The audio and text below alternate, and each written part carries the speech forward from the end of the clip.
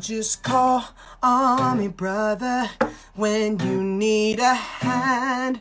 We all need somebody to lean on. I just might have a problem that you'll understand. We all need somebody to lean on me.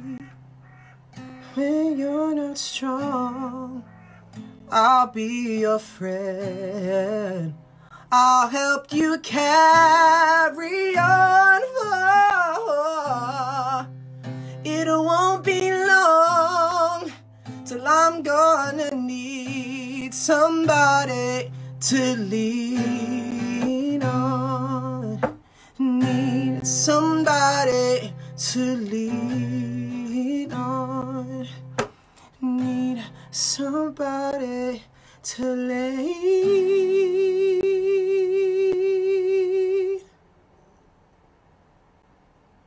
on.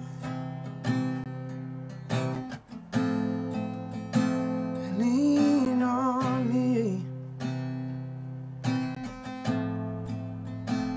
Lean on me. That was Lean on Me. I thought thinking about the show today, I thought I'd switch it up and maybe sing my way into the intro. But hello everybody, welcome to the third segment of I Can't Breathe, the show where air is free, see the change, be the change. I came up with that whole intro because I realized that the theme a lot of the time has been see the change, be the change. If we want to see change, then let's be prepared to be the change we want to see. But I also added the welcome to I Can't Breathe, the show where air is free, because I know that the statement I can't breathe is, of course, a tribute to George Floyd and the horrific way that he died, and that we're always seeking justice for that. But not only that, but I feel like the statement I can't breathe, or the way I saw it, was also to do with the fact that when people have placed us in a box or placed us sort of in a corner, we feel suffocated. Like, we feel like we can't breathe. We feel like there's no room to breathe. We feel like our air isn't the same as other people's air. And I feel like with the statement, I can't breathe, is us saying, why are you suffocating me? Why are you putting me into this stupid, stereotypical box that you're not allowing me to escape?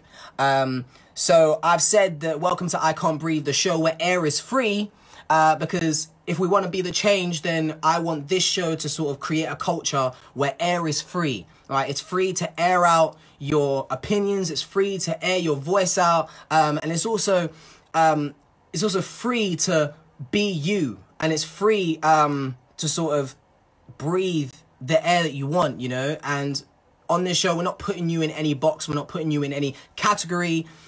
Air is free. So yeah, that's why I said, welcome to I Can't Breathe, the show where air is free. So today, you might have seen it around my social media or the Young and Talented social media. Today, we're going to be talking about what do you see? And the strap line is sort of, who do you see when you see me? And what I meant by that is, who do you see when you see me? When you see me coming towards you on the street, who do you see? Do you see me for me? Or do you see something that I'm not? Do you see a criminal? Do you see a potential threat? Do you see... What do you see when you see me? Because I can guarantee you that I am none of those things. I mean, people who know me, I am so, like, anti-violent. Like, if I went up to someone on the street, I'm not going to hurt them. Not because I can't, but because it's just not in my nature. But is it that people see that in me? But why do people see that in me? Because of stereotypes and stereotypes that we've placed in our society. So this is what today's episode is going to be about. It's all about stereotypes, how stereotypes happen, how stereotypes are and what they've done for our society, but also, and most importantly, how on earth can we move towards change when it comes to stereotypes? How do we move forward when it comes to stereotypes? How do we change how people see us and what people believe or what people have been taught. Sometimes on purpose, sometimes psychologically, doesn't matter. The fact is that people have been taught it, and the fact is that if we want change, we need to unteach it. But how do we unteach it? That's what we're going to be talking about on today's show. So stay tuned. If you haven't already, invite one person that you know into this live right now, or someone who you know is going to be impacted by this live. If you feel it, then invite someone in. It'll be awesome. But for now, we're going to move on to our first guest. Now, our first guest, I'm actually really excited to have this guy on because I wanted him on last week, but unfortunately he wasn't available, but he can be here today. He's a musician, he's a rapper, he's a sick rapper. If you haven't heard Call Me Bad, then I don't know what you're playing at, because Call Me Bad is a mad tune. Call Me Bad remix is just hard.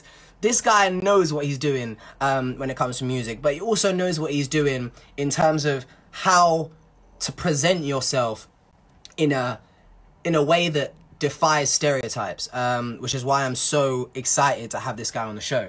So, without further ado, I'm gonna invite man like Luke November, very dear friend of mine, known him for a long time. I think he's gonna be absolutely brilliant. I think he's gonna have so much to say on this topic. So yeah, I can't wait to have him in. So, without further ado, let's get him in.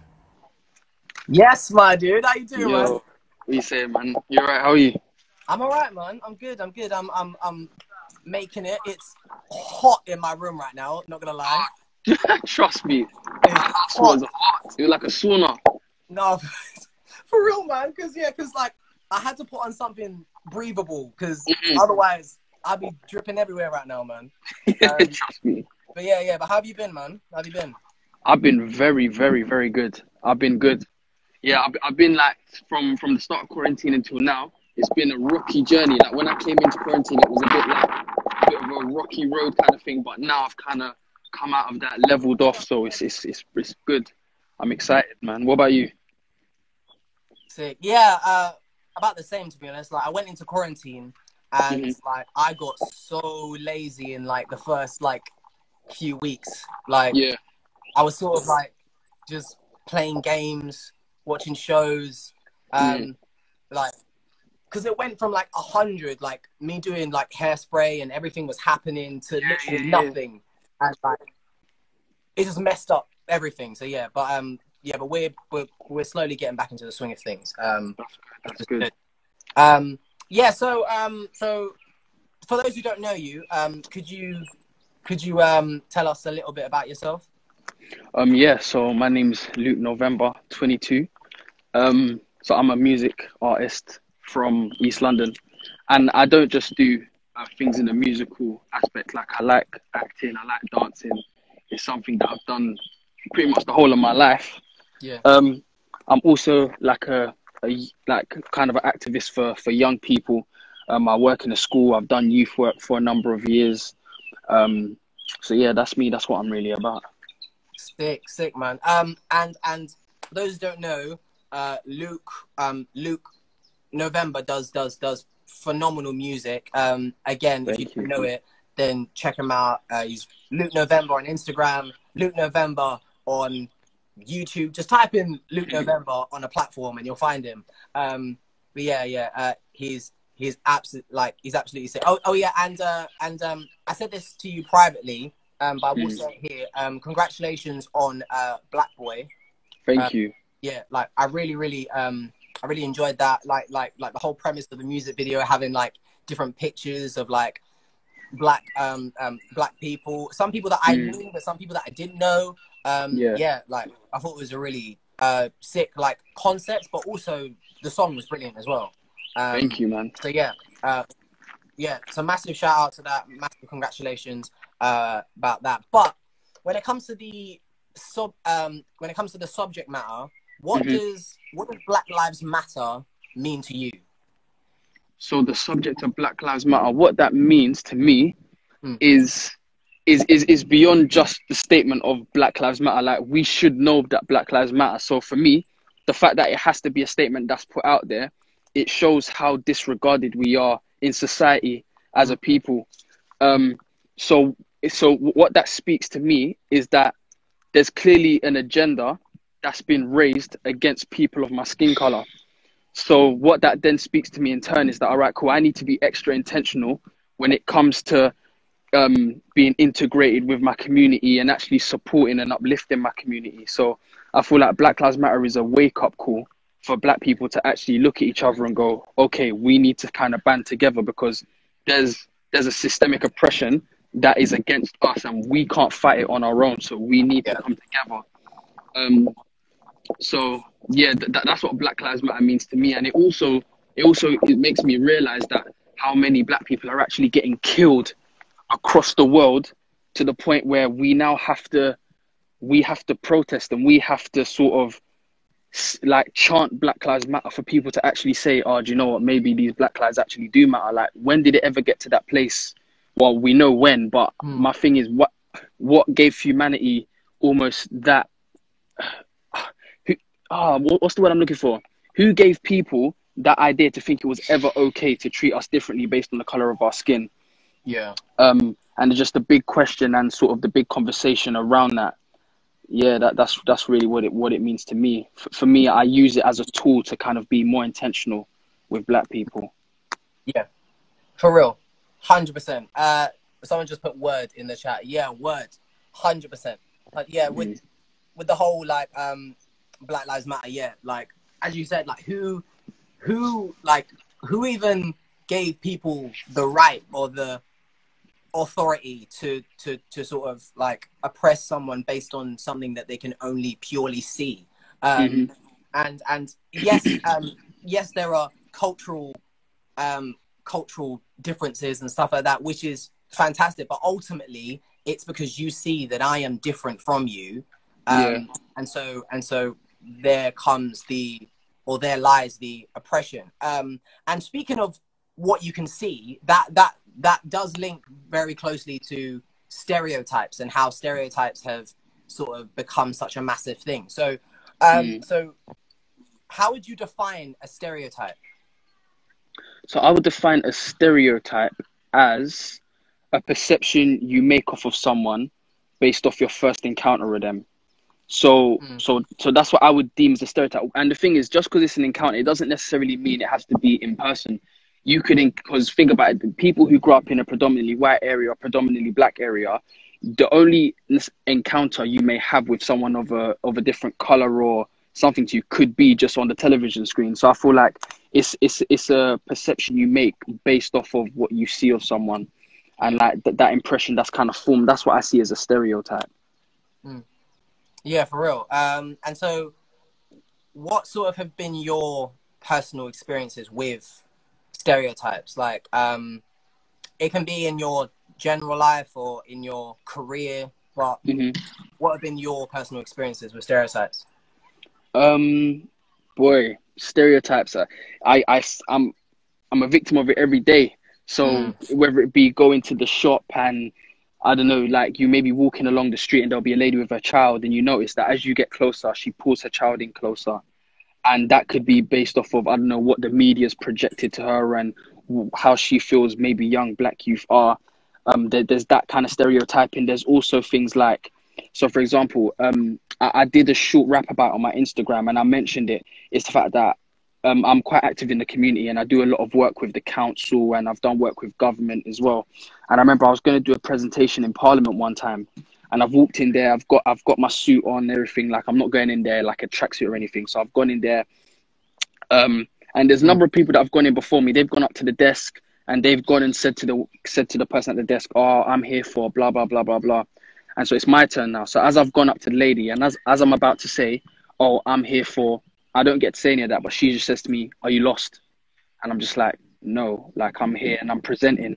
And then she kind of looked at me and goes, "One moment." And then she has to call up the woman who I've said I've come to see before I got clearance. And it's like, there's so many people who were in before me. I hovered around to see who came after me, and no one else got that treatment. It's just that me, I've walked in as a Black person. She's automatically assumed that I'm lost and that I have no place in Parliament, like as if I could have nothing to offer there. Do you get what I'm saying? Yeah. Man. So there's that stereotyping. There's even in just the way some people interact with me. Like when I interact with people in public, I almost feel like people are expecting me to be ignorant. People are expecting me to be rude. People are expecting me to, I don't know, behave in a way that's unethical. So when I have an interaction with people, they already have their backup, or they're already on the defense. Yeah. Yeah. With the whole asking, like, are you lost, and things like that. Do you because we're talking about, yes, we're talking about mainly stereotypes of Black people, but do you think it's sort of enhanced because you're a Black young person? Do you think you would be treated the same if you were sort of like middle-aged and Black? Oh yeah, definitely. I feel like there'd be a huge difference if I was middle-aged. Like, and even the whole thing of like, because there's such a negative perception of young people anyway in the community and across the nation. It's like, to be young and to be Black, you've got two things that are already against you. So I see certain privileges that go on if I was a middle-aged white man. There's definitely so many things that I wouldn't encounter or even have to think about when I leave my house. So even like when it comes to walking past, like I remember I was in Walthamstow, and then there was a group of white women and they had a bit of children, and then I found myself just sort of being conscious of the way I'm walking, conscious of like how I'm carrying myself, and walking past them in a way that's not going to make them think, what's he going to do? And then I thought to myself, why am I doing that? Like, I know I'm not going to do anything to them, but it's like, there's a bunch of people who I know that I can't just walk past however the way I want, because they may assume that I'm a type of way or a type of person, and I find myself checking myself. Yes, and I think is if I wasn't Black, I could worry less to an extent, but having youth and Black both on, like, in sort of how you are, it's sticky. Yeah.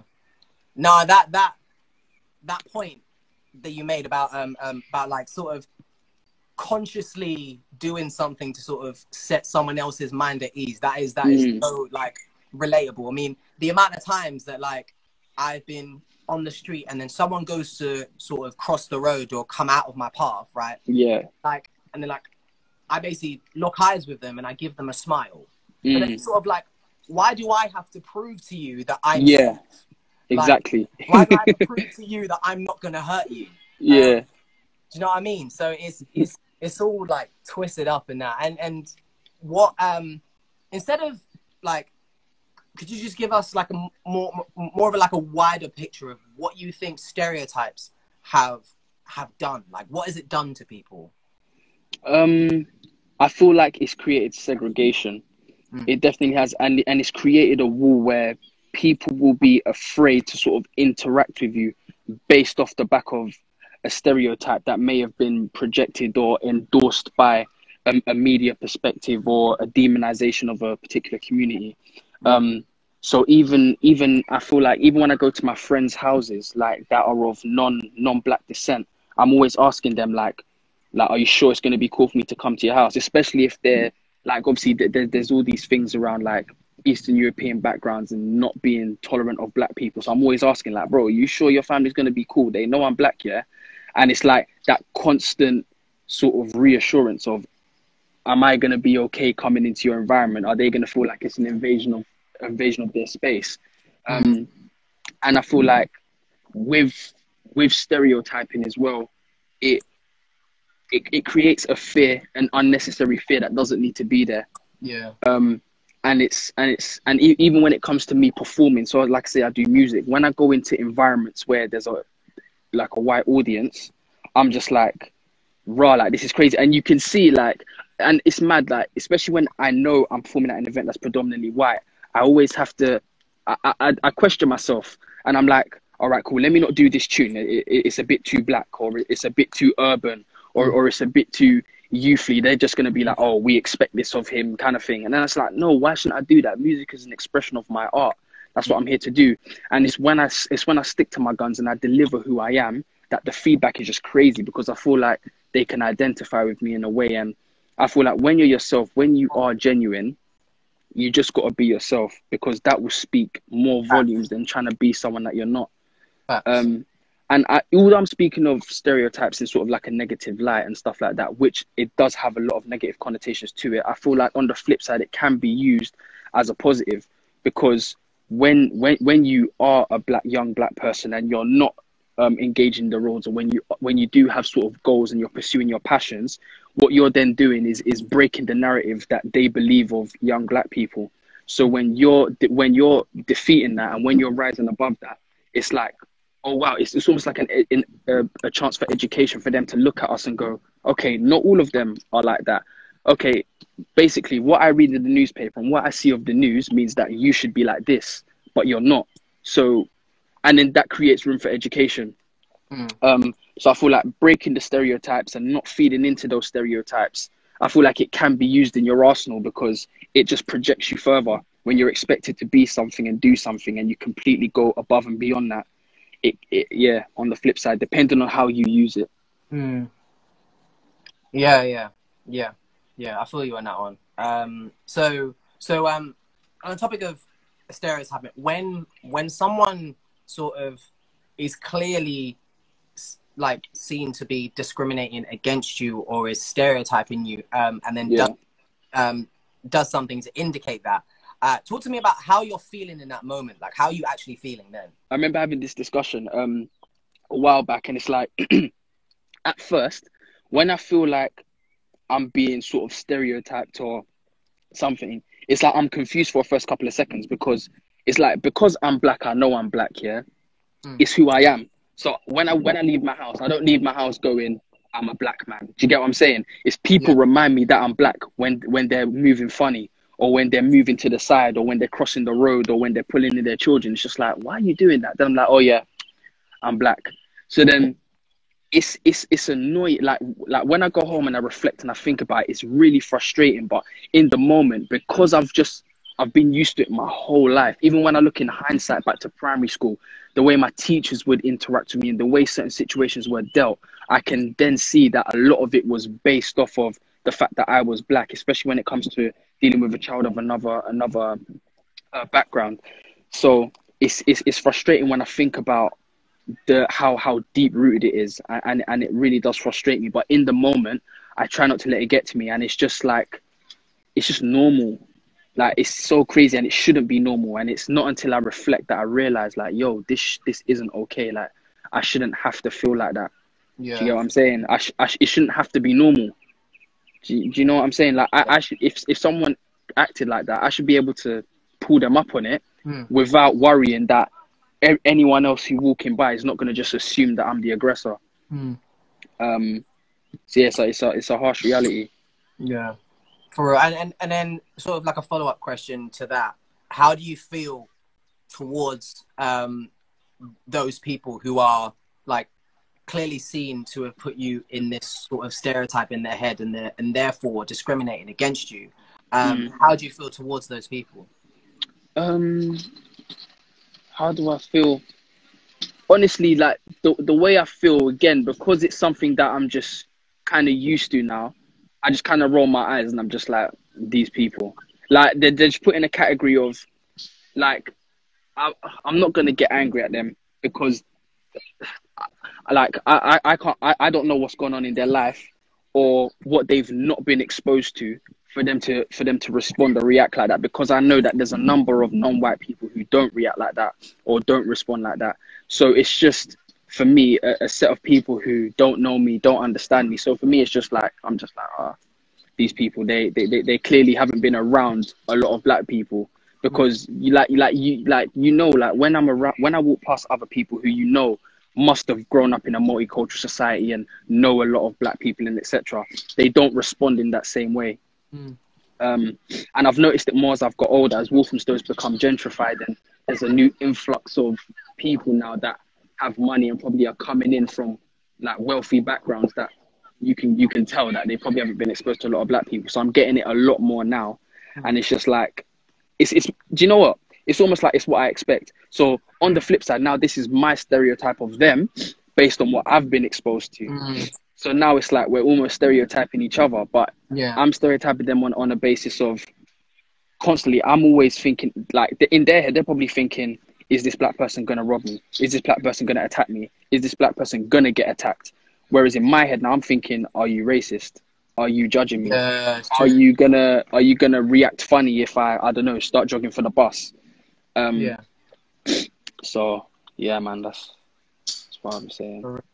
Yeah, that is something that we sometimes don't think about, like that the whole exchange that I'm now stereotyping you because I'm thinking them, like I'm sort of being cautious of you because I'm cautious as to if you're gonna discriminate against me or if you're gonna be racist. Yeah, so yeah, that's big, man. That's big. I got a couple more questions for you, but before I fly them out, if anyone in the chat has got any questions for Luke, then pop them in the chat and we'll do our very best to answer them.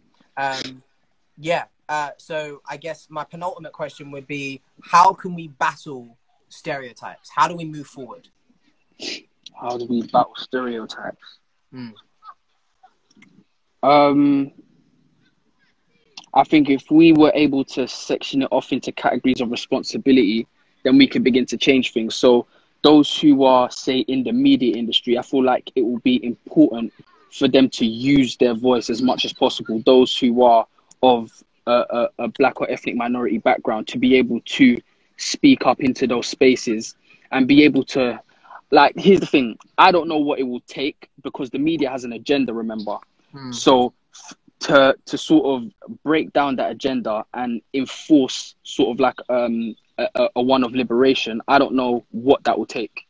Do you get what I'm saying? But if say everything was on like a practical level, I would say we need people in those spaces, people of influence, to be able to speak and begin to affect change from within these places where there's deep rooted systemic racism. Yeah. If we're talking on sort of like a grassroots level, I would say that what we need to do as young black youth is to not feed into their stereotype, because they expect us to be on road. They expect us to wild out. They expect us to do this. And one thing that's been sort of like a common thing I hear a lot of the time is, they think I'm bad, I'm going to show them I'm bad. Or they think I'm going to rob them, let me rob them. And it's just like, we can't prove them right. And I feel like there needs to be education on that, is that's doing a lot more damage, because it's not just you proving a point or you acting out. Now their voice is then going to be one that they're going to speak for the rest of black people. So one thing that I've strived to do, and it's something that I've lived by for a very long time, is to be the best version of myself. So what that means is I'm going to go for every opportunity. I'm going to learn as much as I can. I'm going to broaden my knowledge. I'm going to try and adopt the best characteristics I find in people so that I can then display within myself, so that I can be to people who I needed. And even just in terms of me, I want to leave a legacy. I want to leave a life that I'm proud of. I want my children to be able to say, my dad done this and my dad done that. So even when it comes to things like me doing things in the community and things in government, it's not necessarily going to benefit my music career, but it's going to benefit black people to come. It's going to pave ways and open doors and hopefully make things easier for them on the come up after me. And even just me as a person, forget about what I've done, what I can do. Just me as a person, me within my character, me within the way I process and respond to situations. If I can do it in a way that is diplomatic, if I can do it in a way that combats their narrative of how young black people deal with situations, then that in itself is enough. And I feel like that will really be an effective tool. And the reason why I say that is because think about take the riots, for example, off the back of George Floyd. Yeah. They expect us to riot. They expect us to be doing that. And what that does is that enforces their narrative that we're animals. Can you imagine? Yeah. And I know there was conspiracies about there were white people that were generating the riots to make us look bad, etc. But let's say, for example, that the protests happened and there was not one drop of a riot, but they were still trying to label us as animals. Then those people who are constantly trying to back the media, they will look like idiots and they won't have a leg to stand on. They'll just be throwing out support with they'll have no leg to stand on, basically. Do you get what I'm saying? Now what you're having is people just they're disregarding George Floyd, they're disregarding the peaceful protest, but they're just clinging on to the fact that there was riots. So imagine if there was nothing to cling to and we sort of rose up above what they expected us to do and in every aspect of life, not just writing, I feel like then there could be more, there could be conversations to be had that could bring about more change. For real, man. Fire, fire, fire. Say it again. Say it from the rooftops. Yeah, sick, man. Sick. And I guess then my final question would probably be sort of like a follow-on to what we were just talking about. And it's, what would you say to those people, maybe they're watching or maybe they're watching later on the Young and Talented YouTube, what would you say to anyone who feels the same as you, who has been a victim to stereotypes and can see that people are stereotyping them, and it's frustrating because they're trying to show that that's not them, but it's like they're continuously put in that position. What would you say to them? I would say it's important to know who you are, because when you know who you are, it's a lot harder to compromise.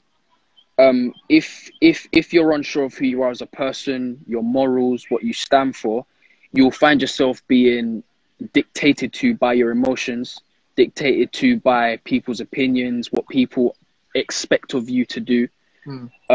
Whereas if you've kind of come to that conclusion on your own, okay, I'm not an aggressive person, I'm not someone who's going to scream and shout to get my voice heard. If you're sure of yourself, and especially when you're sure of your intentions and your character and your moral compass, there's anything that people then do that will sort of question that or oppose that, it will hold a lot less weight, because you know who you are, you know where you come from, you know where you're rooted in.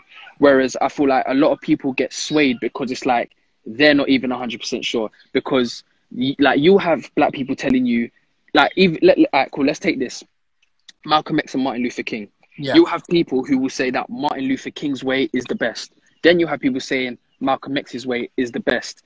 And if you don't have your own understanding and your own sort of leveled kind of understanding of where you should be or who you should be, you'll find yourself maybe swaying to them a bit, and then maybe swaying to them a bit because you haven't formed an opinion of yourself. And sort of translating that into sort of just going out in everyday life, I feel like when people interact with you and they are stereotyping you, or they are making you feel uncomfortable in a way that you don't like, you have to be, you have to know who you are. Because there's times, even with myself, where I've just wanted to say to someone, what are you looking at? Like, what do you want? It's like you're asking for a problem. Do you want a problem? And I feel like saying this, but then it's like, wait, Luke, you know, whatever they are thinking of you, whatever they're assuming you are right now, you know that you're not that. So you don't need to get annoyed. Whatever they think, they can think whatever the heck they want to think. But if you know that's not you, then you don't need to worry about it. You don't have to prove anything to them.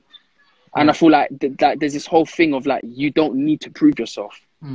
If you know who you are, who are you proving it to? You don't live for that person. So why does it bother you so much that you now feel like you have to prove yourself to them?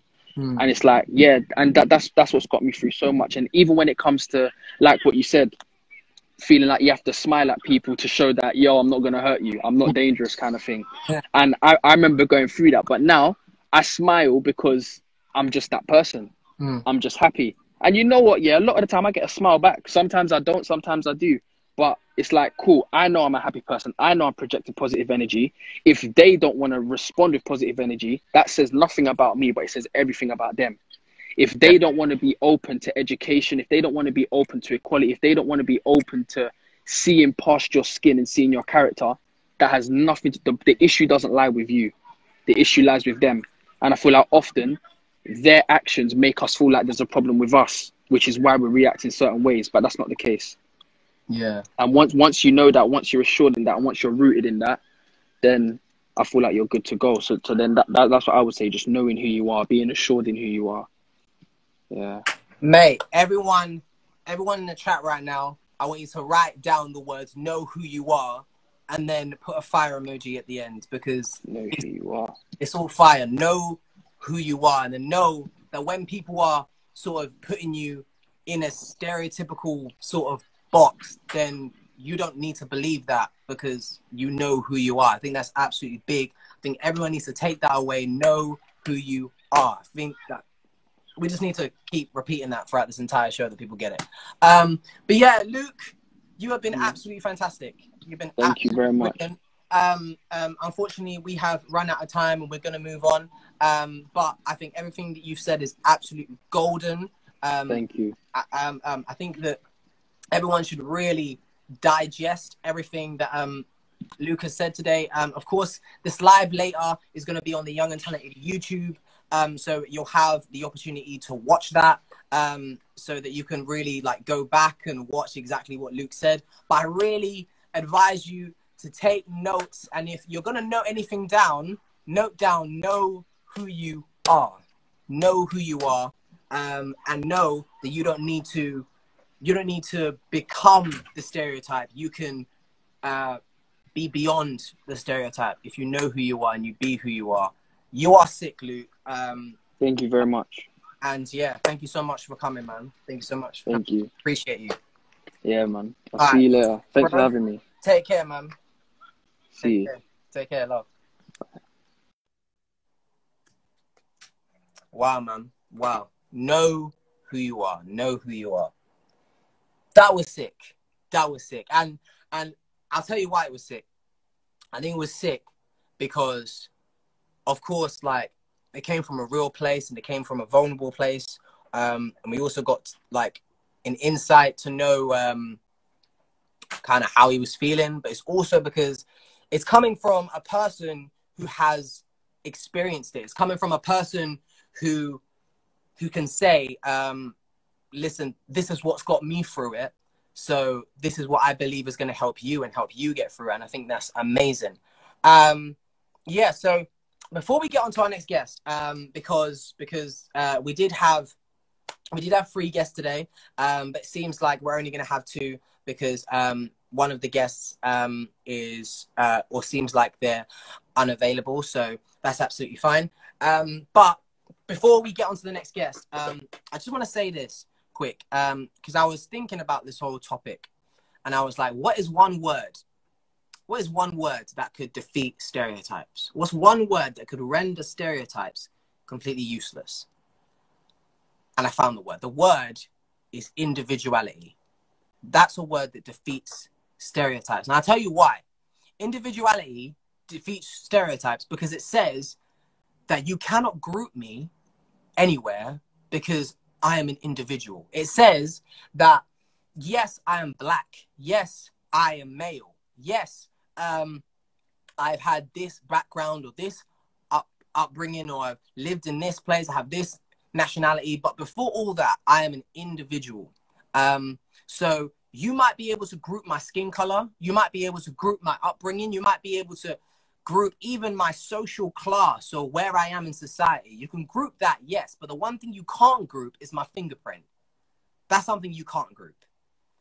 And the reason why stereotypes to this word are sort of rendered useless is because if you can't group me anywhere, then that means that you can't stereotype me because I'm an individual. You know, I found that if you listen to the show last week on the YouTube channel, Rachel came on and she said something that was really personal to me and that I've definitely been through.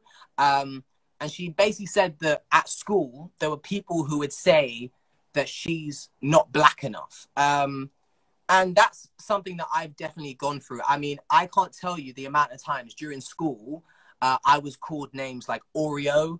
I was called names like Coconut. I was called names like Bounty. And the point of these nicknames was to make me feel like I'm not truly black on the inside, almost, because I don't act like a black person.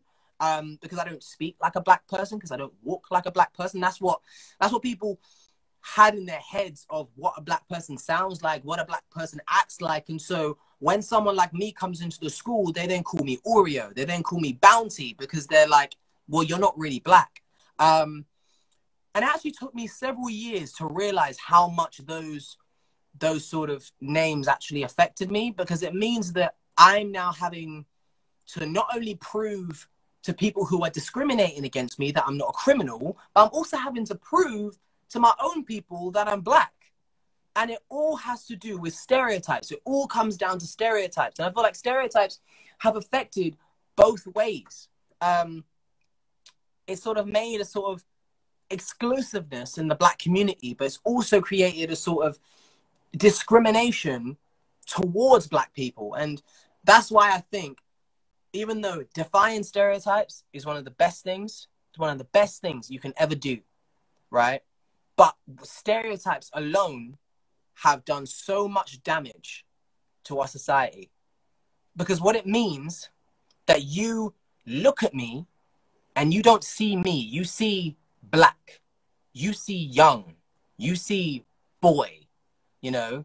I was literally in Iceland today, right? And someone was like, why is this little boy buying so much food? Little does he know that I'm 20 years of age. I'm 20 years of age, okay? Yes, like, I don't consider myself like a big man, you know, and I've got so much responsibility. I got a wife and kids. Like, I'm not saying that because I don't. But at the same time, I ain't no little boy, you know? So this is why stereotypes, and I feel like this is why stereotypes is such a key topic that I want to talk about, is because stereotypes don't make sense. And the reason why they don't make sense is because individuality. You cannot group my thumbprint. You cannot group my thumbprint. No one in the world has my thumbprint. No one has ever had my thumbprint, and no one will ever have my thumbprint. That is my thumbprint. My thumbprint doesn't make me Black. My thumbprint doesn't make me a male. Like, the fact that I'm a male, the fact that I'm Black does not affect my thumbprint. My thumbprint is my individual identification. It means that I am an individual. I am Jordan Benjamin. Before I'm anything else, I am an individual. This is why stereotypes need to die. Because stereotypes is you grouping me, even though this is proof that I can't be grouped. And this is why stereotypes need to be addressed. So, I feel like I just had to get that out there, because that was one of the main reasons why I wanted to talk about stereotypes, is because individuality defeats it. Defeats the whole concept of stereotypes. Just doesn't make sense. But moving on to our next guest. I can see that he's literally just requested to come in. So yeah, shout out to him. This guest, we wanted to have him on before. There was some technical difficulties, but we're so glad to have him on again, talking about stereotypes. I'm talking about what do you see, or who do you see when you see me? It's my man, Zachariah. He is an actor, he is a dancer, he's a choreographer, he's a poet, he's a spoken word artist, he's now getting into singing. I mean, anything you want him to do, he'd do. Even if you want him to clean your garden, I'm pretty sure he won't say no. But yeah, shout out to Zach. Can't wait to have him on. As I said with Luke, if you want to ask any questions or if you have any queries, then feel free. Honestly, I said at the beginning of the show, this is the show where air is free. So it's free to air your questions. No question is stupid. No question is going to be like too massive. Like, this is a platform that we want to answer questions. We want to be interactive. So if you have any questions, then feel free to put it in the chat. But without further ado, Zach, let's have you on. Ah, there we go. There we go. What's up, man? We're here. Can you see me? Literally, I can see you, I can hear you, and every force of the universe is trying to keep me off of this live, bruv. But we're here. We're here. We're here. Wherever you are, don't move. Honestly. Yeah, for real, man. How you doing, bro? I'm all right, you know. I'm all right, you know. Just moving, just getting through it. Like, do you know what I mean? What about you, man? How you doing? I literally just got back from work like 5 minutes ago. I ran home. I literally ran home because that's the energy we love, man. That's the energy we love. I really wanted to make it. I was so excited to be here. I still am, man. How we doing? How we doing? What's been happening? I missed some of the conversations. I caught the end of Luke's bit though. Yeah. Caught the end, and I saw your speech afterwards, and it was amazing. Thanks, man. Luke went in, man. Luke was talking a lot about his own personal experience and the fact that and how like stereotypes sort of made him feel, and it was really nice to hear it, especially from a position of someone who is in quite high regard when it comes to like government and stuff, and because he was like what's it called? Like, sorry, he was like the young mayor of Wolfen Forest or something, right? Yeah. He was a young mayor of Wolfen Forest, and that's quite a prestigious title, especially for a young person in. Of course, it's amazing. Wolfen Forest, it's absolutely huge, and the fact that he can have that title and also still go to these events and be treated like that is just nuts. It's just crazy. But yeah, so Zach, it's good to have you on the show, man. Glad to be here. So let us know a little bit about yourself if the people watching don't know you. Yeah, well, like, I think you gave me like the intro of a lifetime, really. Yeah. I'm a young actor. I'm a young artist, really. I do spoken word. I like singing, dancing. I do, obviously make short films, Triple I films. Big up. Triple I films, big you up. Come on. But yeah, like, I study drama at university. But yeah, like, I'm literally just like, I'm here to learn, innit? I feel like I've been placed on this earth to learn, and like, I want to do everything I can to do that. And yeah, I'm literally doing me. Sick, man. I know you kind of answered this on the first show that we had, but we're back again. What does Black Lives Matter mean to you? Essentially, I feel like it's a movement that stands. I feel like it's a movement that stands for enough is enough. Essentially, I feel like if it was to be written in a way that had, like, let's say Black Lives Matter had a shadow, and like, if, like, let's say this is Black Lives Matter, the shadow says enough is enough, and I feel like a lot of people might obviously misinterpret. A lot of people that are probably just misguided or have misinformation about what they've been told the movement is, but essentially it's purely saying like this has been happening for too long. The stuff that's happening today, the fact that slavery still exists in some parts of the world, the fact that if I was in America, I could be shot for simply going to the shop or being out too late. Is these kind of things are stuff like it's far too much, and it's far too disgusting. It's far too hurtful. So I feel like that's exactly what it means. Yeah, man, that's real stuff, man. And again, I sort of segued it, but the way that I sort of said it, like, to Luke as well, is that one of the points he made was that who gave someone like the audacity or the sort of right to place someone under themselves because of the color of their skin, because of their culture, because of anything. Like, who gave you the right to do it? Like, who gave you pardon to do that? Yeah. So on this show, of course, as you know, we're talking about stereotypes. Shout out to you, Ellis. I had to give you a special shout out. But basically, what do you, or how would you define stereotypes? How would I define stereotypes? I'd say a stereotype is essentially a label for a person or a group of people, really a group of people that you can't be asked. Like, if I can't be asked to really look into who you are, then I'm going to label you as this. If you want to see the stereotypical black man in some areas, some people call him lazy, but really and truly, he's probably one of the most hardworking people on the planet. So I think a stereotype is like, if I can't be asked to understand you or to understand like the type of person that you are, I'm gonna look at your features. I'm gonna look at you and say, cool. I'm just gonna say this is what I want. I'm gonna say this is you. So I'd say it's a very very lazy label of calling someone.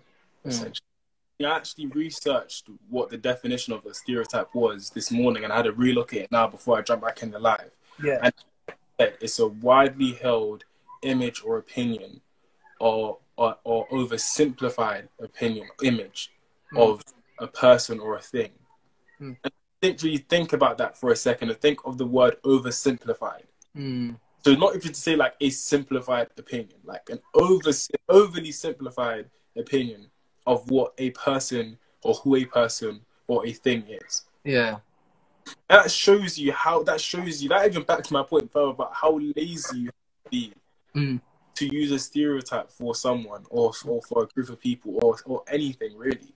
Yeah. Like, it's so common, and obviously I know I'm sure this entire live or session has been, because I haven't been here, but I'm sure it's just been constant sending shots for stereotypes. Yeah, pretty much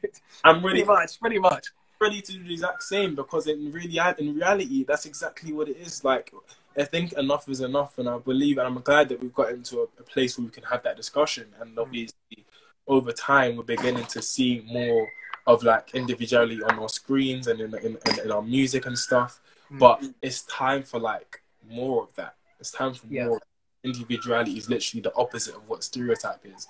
And again, I'm sure it's been said already, but that's what we need more of. Like, that's really what we need more of. And obviously the eyes to see a person from beyond of what your idea of them is. Like, I should even have an idea of who you are before I see you. But the fact of the matter is, I probably am going to. Do you know what I'm saying? Even like when you hear someone's name, some people like already like have an idea of who that person's going to be, and then they come there and there's something else, and they're just like, and they're surprised. I'm like, why are you surprised? You don't know me yet.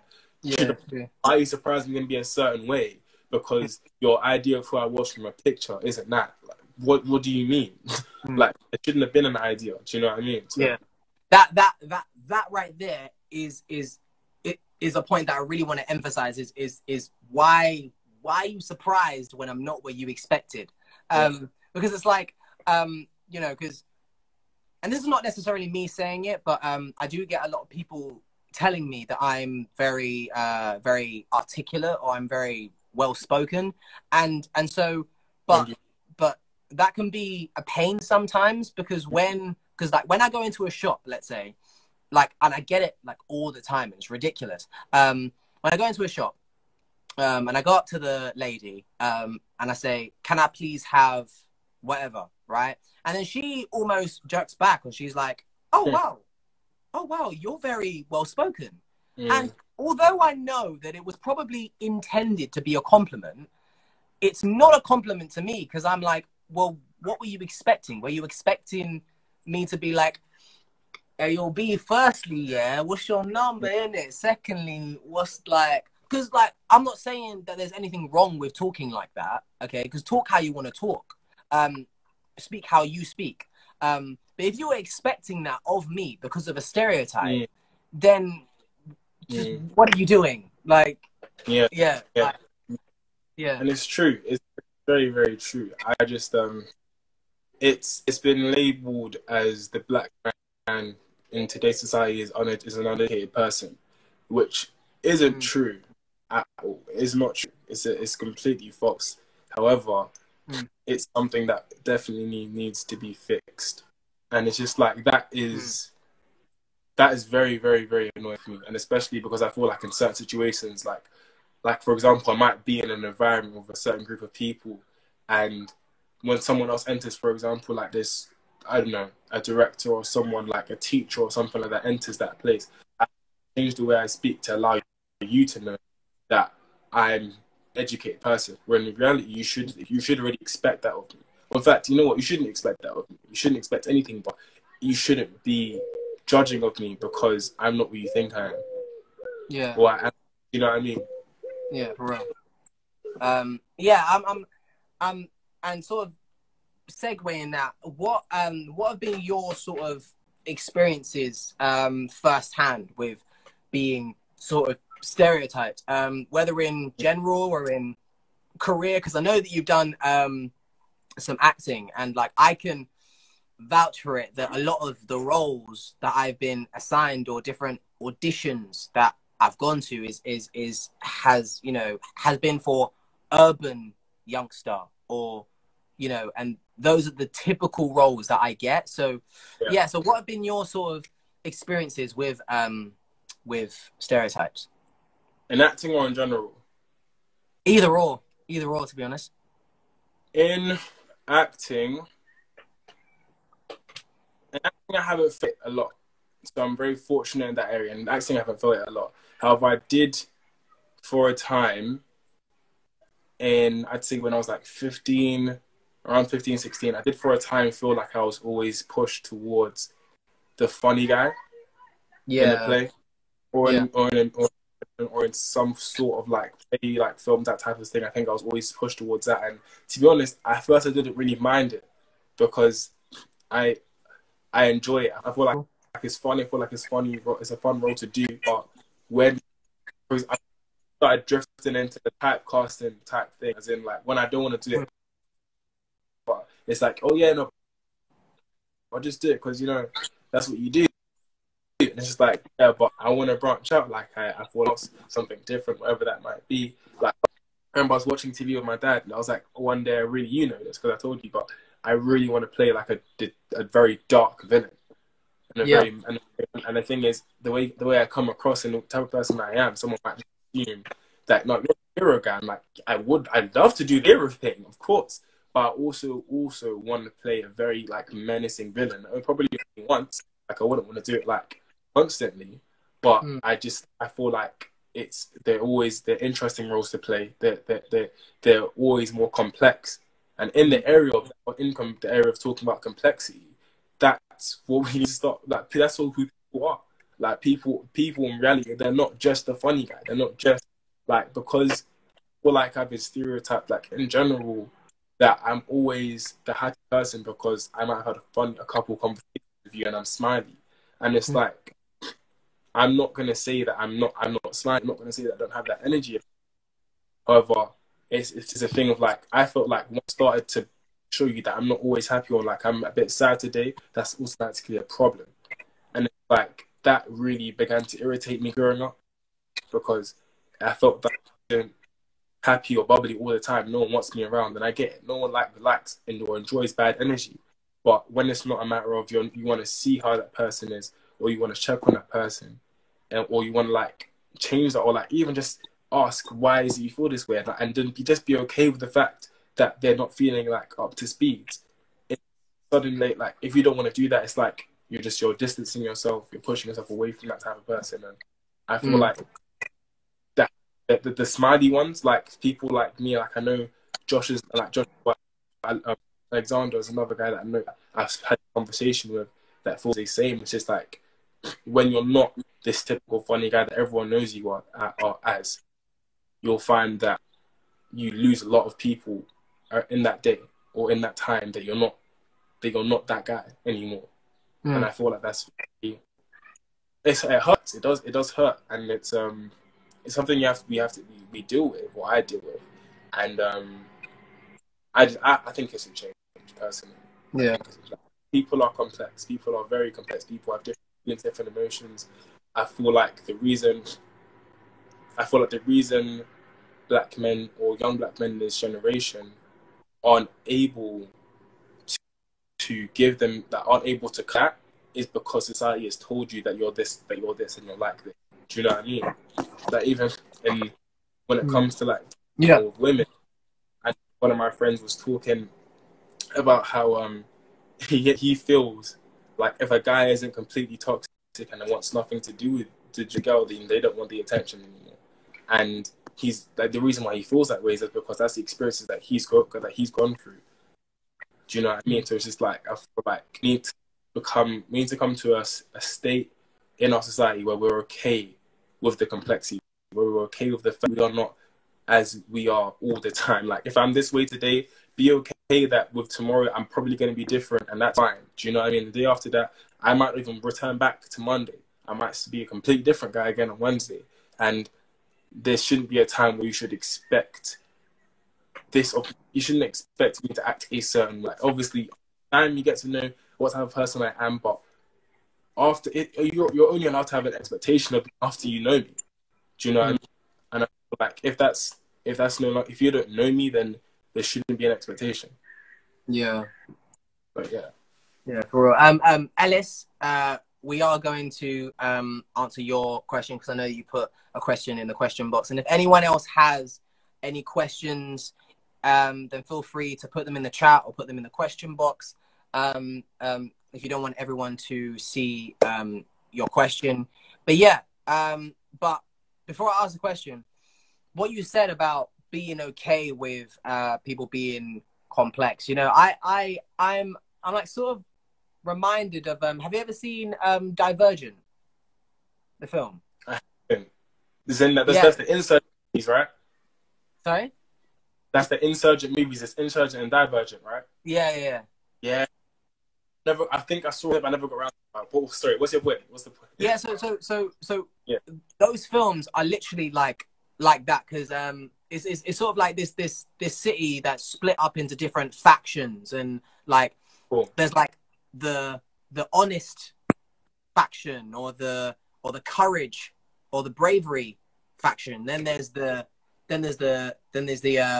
sort of knowledge faction, and then there's the selfless faction, and there's the kind faction. And it's sort of like it's a society where you need to be placed in a faction, and if you're not in a faction, then you're factionless. But then there are people known as divergents who basically score because you get sort of given a test, like a mental test, and that shows you what faction to join. However, there are people known as divergents who get multiple factions in their test, right? Okay. And so they're not people that can be fit into a faction. They are people who are complex, and that are divergent, and they're seen to be threats to the system because they're different, you know. Wow. Yeah, I have to watch it. Yeah, it's a really sick watch. But I would say that with that like I was watching that and thinking, wow, like it would be peak to live in a world like that.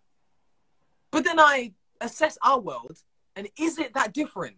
Is it really that different? You know, like, bro, newsflash. Yeah, like you're like the stereotypes are doing just that. You're putting me in a sort of position and saying that I can only be that. I can only be black. I can only be the funny guy, or I can only be the urban guy, or like not even if like I'm not the person who's making the jokes, or like sometimes being the funny guy is being the slapstick guy, so the guy that everyone laughs at. You know, I've played that character before. You know, I've played that character before. But yeah, I'm like, so are you saying that I can't be anything else because of the idea you have about me? Yeah, so that's the thing. Like, I 100%. I 100% believe that like everyone is of course divergent. Everyone is complex because everyone is an individual. Everyone has individual traits, and everyone is different. And that's why I feel like it'd be so amazing to sort of live in a world where differences aren't sort of feared like they are in the film, but they're celebrated. You know, like why don't we just celebrate the fact that, okay, cool, I'm black, you're white, I'm male, you're female, but above all, you like, I don't know, you like Oreos and Doritos, and I like fish fingers and custard. We're individuals, dude. Like, you know what I mean? Just celebrated. It needs to be something that's celebrated, and I think the more we get to that, the closer we'll become living in a genuinely free society. Again, I don't know if that they will ever come, but I believe that. I don't believe in not doing anything, and I believe in action. I know that a lot of my friends, like I was having a conversation the other day with my dad and stuff, like a lot of my friends that I've known from back in the day are still the same type of person they are now. And I don't believe that's specifically their fault. I think, obviously, they still make their own choices, but I do feel like our society has been driven in a place where the people that they look up to act a certain way. And down to them, that means that I have to act a certain way. And if I have people around me act a certain way, that means I also have to do. And I spoke to I had a really interesting conversation with my dad and my brother a couple of days back, and basically because I moved to Uganda in 2012, as you know, and when I came back, I actually missed year 7 and most of year 8, and I was really I've been spending years assessing them, and I always was upset I missed year 7, and it hit me one day that I asked the question. I said, "Do you think if I had gone attended year 7, that how different would I have turned out?" Essentially, I was asking myself this. I realized that the reason I'm the way I am is because I'd avoided, or I'd been distanced from a specific and pivotal point in a lot of young people's life, which is the first, and I don't know what it is, because honestly, I haven't experienced it, but I know I feel like genuinely that 11 and year 8 has such an impact on who you become as you grow up, because of what you see, because of what you're newly introduced to, the new life, the people, the experiences, going home on your own, staying out, all this kind of stuff. I can't tell you what exactly it is, but I know for myself that my year, I came back and I had literally, everything to me was new in year 9, but I still had my experiences there, and I'd seen life differently there. And that then led to me making so many different decisions to a lot of my people that were around me, and making decisions that they would never make, and vice versa. Do you know what I mean? And I feel like that created a sense of individuality from that moment. Now, what am I saying? I'm not saying everyone should go to Uganda. I just think that if at that moment we tackle and deal early with who the person is, who that young person is, rather than just labeling young people as all reckless and they're loud, they don't listen, this, that. Like, where I work, actually work on Oxford Street, and that annoying guy that approaches you on the street, asks you for money, yeah, that's me. But where I speak to people, and obviously I'm like promoting against a lot of adults about their opinions on the young black community and stuff, and a lot of what I hear is very like negligent, and they like this, and you should tell them to do this and this, like, well, it's always they're this and that and but it's never, let's speak to them, let's involve, let's find out why their mindset is like this, let's ask them the deep questions. But it's never that. It's always they're reckless, never gonna change. They don't listen. But it's just like, are you shouting what the answer is? Are you genuinely trying to find out why they picked that answer? Do you know what I mean? If I'm teaching you something and I'm telling you to do something, you're not doing it, and and you keep doing completely to what I'm telling you. Wouldn't my thought be, why do you keep doing this? Rather than just to keep shouting at you, and when you don't do it, just to be tired. Yeah. Because the most logical answer to do is to find out why you keep disobeying me. Why do you keep going this way, even though I'm telling you that it's dangerous? Do you know what I'm saying? And when you give me if you give me a one-word answer, I'll tell you, okay, cool, expand. Let me know. Yeah. My dad is a why person. My dad has always been a why person, and it's always like, why do you do this? Why do you do that? And I feel like that's definitely made me a lot to do with the person I am now, because I'm a big why asker as well. And who else is a big why asker? Babies. And the reason a baby grows up to be the way that they, because once they grow up, they literally absorb, and that's how we are. We absorb. And if we're not absorbing real things, if we're not absorbing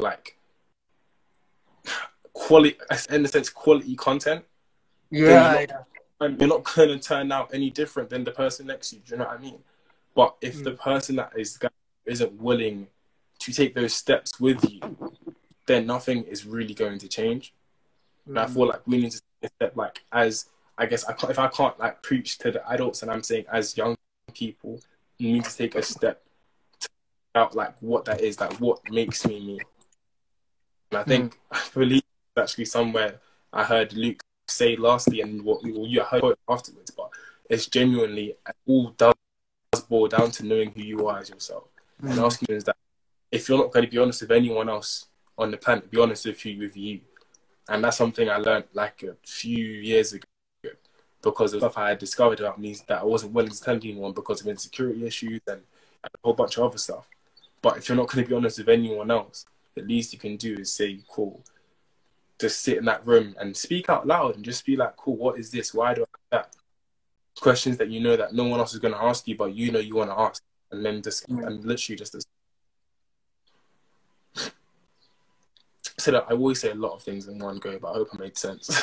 Yeah, no, like, I'm literally looking at my questions and I feel like you've answered most of them. just in like everything you said. But bro, that is so sick. Listen, everyone in the chat right now, I know that we've milked the fire emoji, so I'm not gonna ask you to put that. Yeah, so I'm just gonna ask you to put something random. Okay, put a cucumber in the chat if you agree with everything that Zach has said right now. Yeah, yeah, man. Cool as a cute. Find the cucumber emoji and put it in the chat. Yeah, because that was sick. That was so sick. Let me just read out Ellis's question. If Ellis is still here, because he asked the question, when was it? 22 minutes ago. It's cool. He said, "What do you?" No, sorry. He said, "Would you say stereotypes are for weak-minded people?"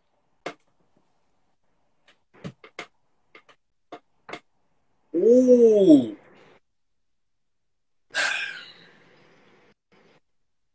Do you know what? No one wants to be called weak-minded. That's why I'm trying to be careful of how I answer this.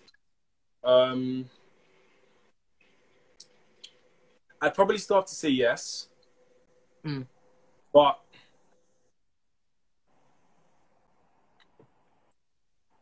weak-minded. It depends how you define weak-minded, but I'd probably still say yes. Because essentially, like, it's like I said it already at the beginning. If you're not willing to do the work to understand the person, for example, like, racism exists. Actually, no, I can't even tell you how racism exists. Because I genuinely don't. I genuinely still haven't got the answer for that one yet. Yeah. But I'd still probably say yes. I still say yes, because you're not willing to do the legwork. You're not willing to do the legwork to understand someone, and that's the question. Sometimes you don't do it because you don't feel like you have the time, and you don't feel like you have the effort or the mental capacity to understand a person. If you don't have the mental capacity to understand a single person, then yeah, I'd say you're pretty weak-minded. I'd say you're pretty weak-minded. You meet like 1,000 people a day, or 1,000 people like all the time, and every single person managed to remember their name. You can manage to remember their name. You can manage to remember their attributes. You can manage to remember what they do. If this is why we're created. We make relationships as people. Do you know what I'm trying to say? We do that all the time, and it's constant. It's not. Let's do it. We do it very, very naturally. Some of us that are networkers, that are like actors and our creatives, or even like accountants and our business movers, we network because that's what we have to do. We get the more people we know, the more connected we are. The more connected we are, the better we can improve our society, what we want to do, and make some amazing work. Getting to know people is the human job, if anything. Do you know what I'm trying to say? Learning and understanding and loving is the human job. You can't love someone you don't know. And you can't know them if you stereotype. Facts, man. So, in closing, because Luke sort of had a very like a short strap line of 3 words of know who you are. But what would be your sort of small strap line? Like, what would be your sort of like takeaway? I'd probably say the same. I'd probably say the same. But in order to not copy his work, I'd say I actually genuinely if I'd say know who you are is self to avoid your own to avoid yourself becoming a stereotype, and to avoid lack of individuality. I'd say know who you are is a good. For stereotyping someone else, I'd say be bothered. A lot of our slogans as young people, we can't be asked. It's long. This that. A lot of why social media is a thing is to take away effort, and a lot of as we move in society and technology becomes more and more of a thing, we find ourselves doing less and less and less of the work. And as things become easier and easier for us, we begin to not be bothered. When we don't need to watch the TV anymore because you've got a TV remote. We don't need to go and visit our people. We've got our phones. We don't need to research. We've got our phone. Like, so much we can do on our phones. You take the phone away, we're cold in the house, you got radiators. Like, everything is very simple. And we're blessed. We're very blessed to have all things. But I believe in doing that, we become very, very, very desensitized to the actual meaning of life. And I can't tell you what that is because that will be something specifically to you.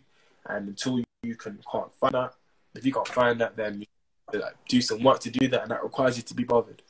If you have people around you that you don't know, or you will assume that they're a type of way, that's because, again, like I said it a few times now, you're not willing to do the legwork to understand that person, and you should be. So get bothered. Get bothered. People who are victims or are people who are genuinely stereotypes or feel stereotypes know who you are. If you're a person who is the person who is stereotyping or is a person who is discriminating or oppressing, then be bothered. On that, sorry, everyone does it, and I'm not gonna sit here and pretend I'm innocent.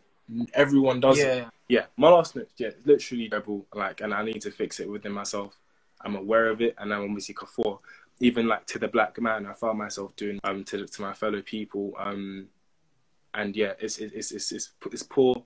It's very lazy, and it takes time. It takes work within yourself and to then display what you've worked on within yourself and other people.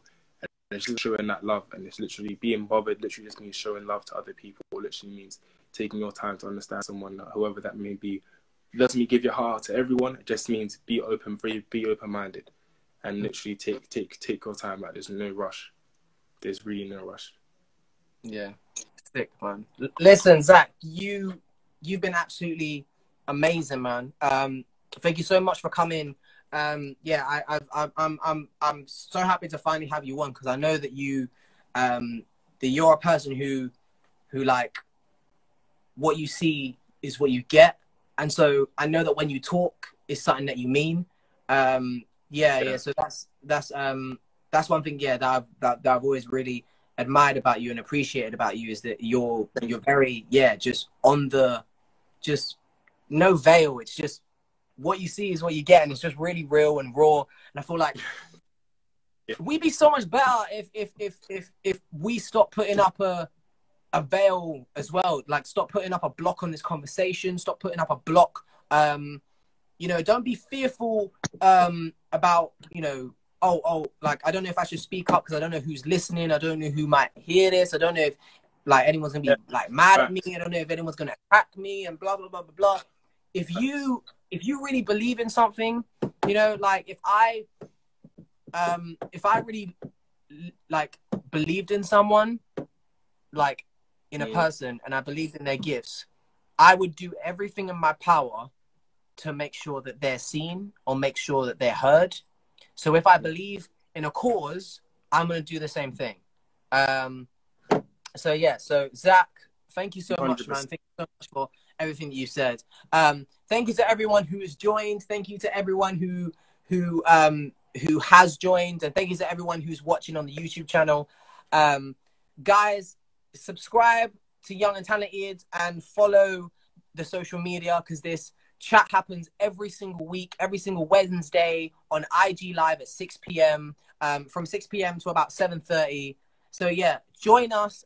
We talk about different topics every week, but it's all to do with like the one topic, which is Black Lives Matter, but we sort of deal with subheadings. So last week we spoke about why it's important to move. This week we've spoken about stereotypes, and we'll have a new topic next week with brand new guests who are absolutely phenomenal, just like the phenomenal guests we've had today. So thank you so much, Zach. Shout out to you, Luke, as well, for joining us.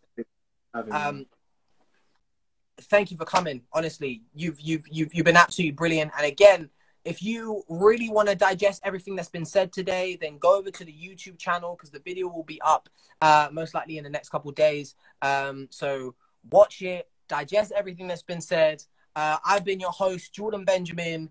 Thank you to Zach. Thank you to Luke. This has been I Can't Breathe, the show where air is free. Join us next week. And yeah, stay blessed. See you next week. All right. Take care, guys. Take care.